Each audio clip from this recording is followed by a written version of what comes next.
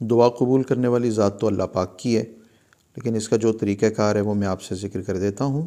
آپ جب بھی دعا کے لیے ہاتھ اٹھائیں نا تو آپ سینے کے برابر ہاتھ رکھیں، اور ہاتھوں کو کندھوں سے اوپر نہیں لے کے جانا، اور اس طرح یہ بھی نہ ہو کہ ہاتھ بالکل نیچے بالکل پیٹ کے پاس ہونا، اور ہاتھوں کو آپس میں ایک دوسرے کے ساتھ آپ چلا رہے ہیں، کبھی دائیں کے اوپر بایاں، بائیں کے اوپر دائیں، اور بے توجہ ہی نہیں، بلکہ آنکھیں بند کر کے پورے انہماک کے ساتھ، پوری توجہ کے ساتھ آپ دعا کیجئے۔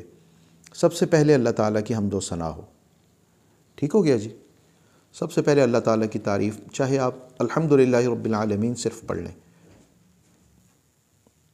حمد و ثنا کے بعد درود پاک پڑھا جاتا ہے نبی اکرم صلی اللہ علیہ وسلم کی ذات پر۔ پہلے حمد و ثنا، اس کے بعد پھر دعا، اور دعا کے بعد سب سے پہلے آپ اپنے لیے دعا کریں گے۔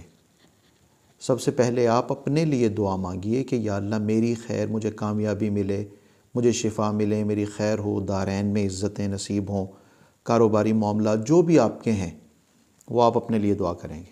کلیئر؟ جی قاری صاحب۔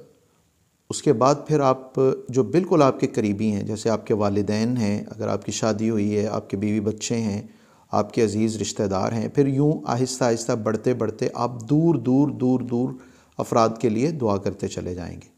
سب سے پہلے اپنے لیے، سب سے پہلے اپنے لیے، اس کے بعد پھر اپنی ترقی کے لیے، اپنے قریبی رشتہ داروں کے لیے، جی قاری صاحب، پھر اپنے، جیسے جیسے آپ بڑھتے چلے جائیں دور کی طرف، آپ کے اساتذہ ہیں، آپ کے مشائخ ہیں، آپ کے اڑوس پڑوس کے لوگ ہیں، ان تمام افراد کے لیے دعا ہوگی۔ جب آپ دعا کو تمام کرنے کا، مکمل کرنے کا ارادہ کریں، پھر آخر میں درود پاک پڑھیں گے۔ جی کلیئر؟ اور پھر آپ اپنے ہاتھوں کو چہرے پر پھیر لیں گے اس طرح سے۔